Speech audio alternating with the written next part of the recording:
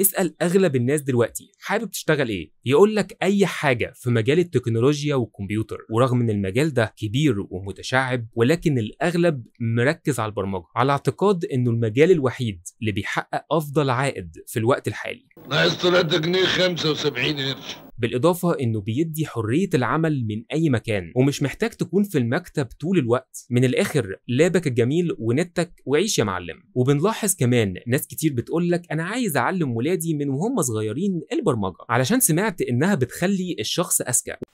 من هنا ورايح أنا اللي خطط وأفكر وأنت اللي تنفذ. وبيفكر أسرع. ولكن هل دي الحقيقة فعلا؟ هل فعلا البرمجة شيء جميل قوي كده زي ما كل الناس متوقعة؟ هل ملهاش أي جانب غامض زيها زي أي وظيفة تانية؟ وأخيرا لو خدت القرار وناوي تتخصص في المجال، إزاي تتجنب أكتر المشاكل اللي بيعاني منها أغلب المبرمجين طول الوقت؟ وده اللي هندردش فيه في حكاية النهاردة على كودكس لاين. أولا حرف السي. المبرمج بتنشأ علاقة مودة بينه وبين الكرسي اللي قاعد عليه، لأنه ما بيفرقوش طول الوقت قاعد على المكتب قدام الشاشة. وفي الآخر الموضوع هينتهي بشوية مشاكل، إن بسبب القعدة الكتير وزنك من الطبيعي هيزيد، لأن أغلب المبرمجين طول الوقت بيسفوا سكر.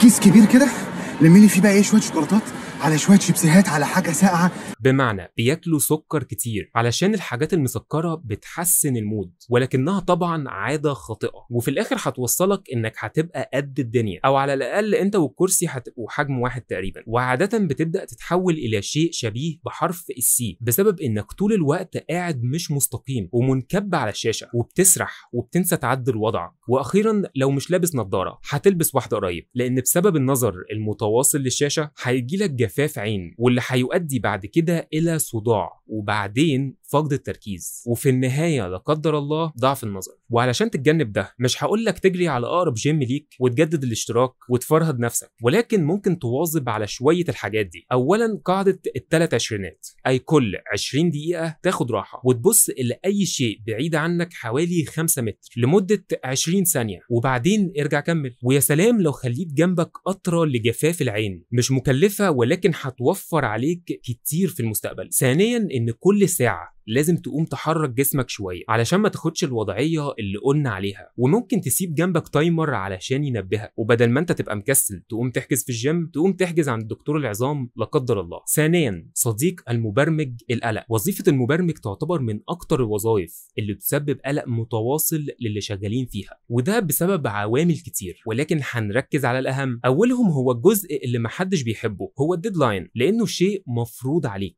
ومش مناسب مع وظيفة الشيء الاساسي فيها هو حل المشاكل، وما تقدرش تشبه ده باي وظيفه تانية، لان في المجال ده في علاقه عكسيه، بمعنى انت قدامك مشكله والمفروض تحلها وتسلمها في وقت معين، والوقت اللي متحدد لها يعتبر كافي من وجهه نظر العميل او الشركه او ايا كان الشيء اللي انت شغال معاه. ولكن هل الوقت ده شمل حالتك النفسيه او اي مشاكل ممكن تكون بتتعرض لها في يومك؟ وهل انت ضامن ان طول الوقت مخك يبقى شغال 100% وقادر يفكر؟ اكيد لا. وبالتالي بتلجأ للصديق الوحيد، وهي كوبايه القهوه، واللي بتتحول بعد كده لجيركن قهوه هتخلي عينك مش بتغفل ولكن مخك واقف، من الاخر واخد اجازه. وممكن بعد ما تخلص الشغل كله يطلب منك تعديل يهد كل اللي انت عملته وتضطر تبتدي من الاول، وفي الاخر بينتهي بيك المطاف الى الفشل، واللي ممكن يوصل بعد كده لا قدر الله الى مرحله من الاكتئاب. ومن هنا تبدا تفكر هو انا ليه دخلت المجال ده من الاساس؟ وهل فعلا انت اتضحك عليك بالاحلام الورديه عن البرمجه؟ المهم ازاي بقى نتجنب فخ الديدلاين والقلق الناتج عنه. نظم وقتك صح، وقبل ما تبتدي شغل وضح للعميل او اللي مسؤول عنك في الشغل الوقت الفعلي اللي انت محتاجه. والنصيحة دي تقدر تمشي بيها كمان في اي وظيفة تانية بتطلب منك الانتهاء من المهمة الموكلة ليك في وقت معين. ثالث نقطة، انت ساحر.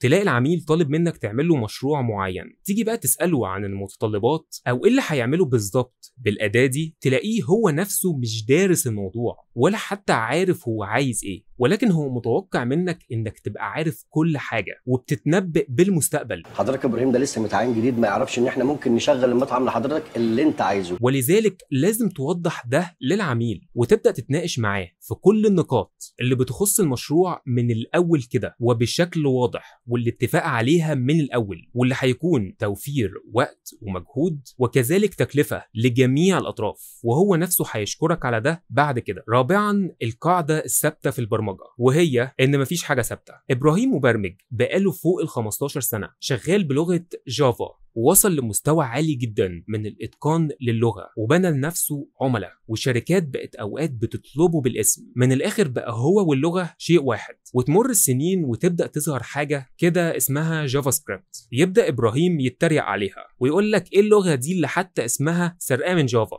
اللغه الام واللي مفيش مثيل ليها، وبعدين دي ما تقدرش تعمل برامج كبيره ولا حتى تشتغل على الكمبيوتر. يعني من الاخر محدوده قوي للي عايز يعمل موقع او تطبيق ويب. ويمر وقت وابراهيم طنش الموضوع وطلعه من دماغه، وفجاه يلاقي نفسه مش لاقي شغل زي الاول، واللغه اللي كان بيشكك فيها انها هتبقى رقم واحد في المستقبل سيطرت على السوق وبقت مطلوبه جدا، وظهرت ليها ادوات تخليها تقدر تعمل اي حاجه تقريبا مهما كانت. مواقع ويب تلاقي، برامج ديسكتوب تلاقي، برامج موبايل تلاقي، ادوات ذكاء صناعي ما يضرش. المهم ان القصه دي نقدر نتعلم منها ان مجال البرمجه مش زي اي مجال تاني، لانه عامل زي الماراثون، عايز نفس طويل لانك مطلوب منك تدرس وتتعلم طول الوقت.